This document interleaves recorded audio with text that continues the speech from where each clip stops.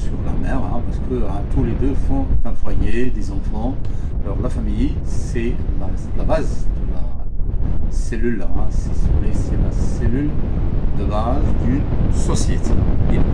Donc en passant par la boîte à merveille, on va revenir, si vous voulez, à la maison de la voyante de Chouafa pour voir, si vous voulez, le foyer patriarcal ou bien matriarcal, d'accord, et quel est le rôle, si vous voulez, des parents ici dans cette bien. Alors, la maison de Chouafa, rez-de-jardin ou bien rez-de-chaussée, nous avons le legacy. Donc c'est le voyant, c'est un foyer matriarcal, d'accord, et on a le mari. Premier étage, nous avons dressé sa femme là et sa fille ici. Donc ici c'est un foyer patriarcal, ça veut dire c'est le père, bien sûr, qui subit aux besoins de sa famille, et c'est le père qui gère toute la famille, bien sûr en collaboration avec sa femme. Au deuxième étage, nous avons sa femme, Nana Zubida, et c'est le foyer patriarcal. Parce que c'est le père qui travaille, c'est celui, bien sûr, qui fois supplée aux besoins de sa famille. À côté de Al-Namsna, il y a la Fatima Tziwiya avec son mari, le jardinier. C'est un foyer patriarcal, c'est lui qui va aux besoins de sa famille. Bien. Donc on est aussi avec le ski, et c'est le narrateur, on n'a pas parlé sur les mariés ou non mariés, en tout cas le ski ici vit dans des cours aux enfants, il assure l'enseignement coranique, d'accord, et c'est généralement l'imam de la mosquée, il réalise bien sûr les 5 prières à la mosquée, d'accord, bien. Donc nous avons toujours foyer matriarcal, mais dans le monde arabe musulman, nous avons le foyer patriarcal, c'est-à-dire c'est le père qui gère, c'est le père qui décide, donc c'est le foyer patriarcal. Récemment, le foyer devient soit équilibré, soit avec la mère, qui devient bien sûr aussi partage et qui gagne du terrain dans les métiers. La femme, la mère, elle est ingénieure, elle est médecin, elle est prof, elle est ministre, elle est parlementaire, etc. Donc on voit que le foyer soit équilibré, soit matriarcal, soit patriarcal. Mais récemment, c'est plus comme autrefois purement patriarcal.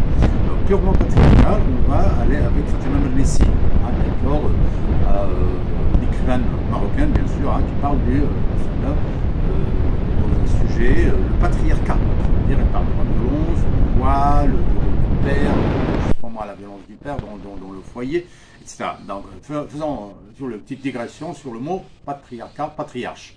Donc, quand on dit patriarche, ça veut dire c'est le père de famille, chef d'une lignée, d'une ascendance. Donc, nous avons Noé, d'accord, avec bien sûr son arche, c'est un patriarche. David, Salomon, Moïse, Zacharie, Joseph sont des patriarches. Joseph, bien sûr, avec le royaume pharaonique, d'accord. Puis nous avons Abraham, Isaac, Jacob, Aaron, ce sont tous bien sûr des patriarches, d'accord. Et quand on dit le patriarche Lot, d'accord, c'est en faisant appel à Sodome et Gomorrhe, où bien sûr la sodomie régnait, ils ont été, si vous voulez, frappés par une colère divine, qui a renversé leur cité Sodome et Gomorrhe. D'accord. Bien. Revenons maintenant, si vous voulez, au rôle du père, sans oublier bien sûr le rôle de la mère. Alors, le rôle du père. Le père, bien sûr, c'est le géniteur, d'accord. Ça veut dire c'est l'homme qui fournit les cellules souches, sans oublier bien sûr la mère. La mère aussi, bien sûr, c'est l'utérus, c'est la vie, d'accord. Alors, le père travaille, il représente, si vous voulez, la protection, il représente la virilité, d'accord, comme je verrai là, d'accord, football, rugby, etc. Donc, c'est un peu de la grossièreté, de la robustesse, de la violence. Donc, c'est le chef de la famille. C'est l'ami de tous. Il est omniprésent. Bien qu'il soit absent, il est toujours présent. Le téléphone, bien sûr, il va envoyer soit l'argent, soit il va venir immédiatement. Le sacrifice, le père, il se sacrifie. Mais la mère, c'est plus, d'accord. Mais lui aussi, le père, sacrifie son temps, son argent. Alors, le père, c'est la peur, parfois, c'est la colère, c'est la violence. On a dit, c'est, si vous voulez, l'investisseur, c'est l'aventurier, c'est le chef de l'entreprise, c'est le promoteur, d'accord, c'est l'exemple, c'est le modèle, c'est le sexe fort, d'accord, par opposition, bien sûr, au beau sexe qui est la femme.